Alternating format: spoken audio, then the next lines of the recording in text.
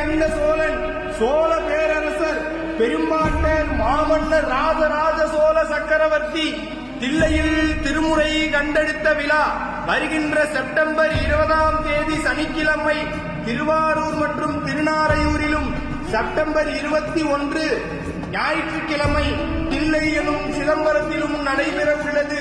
சைவ நெறி கருவூலமான திருமுறைகளை கண்டு நமக்கு கொடுத்த ராசராசரை கொண்டாடி மகிழ ஆன்றோர்களும் சான்றோர்களும் அடியார் பெருமக்களும் திருக்கூட்டங்களோடு எழுந்தருள வேண்டுமாய் சோழ தேசத்து சிவபூதகணங்கள் சார்பாக அழைத்து மகிழ்கின்றோம்.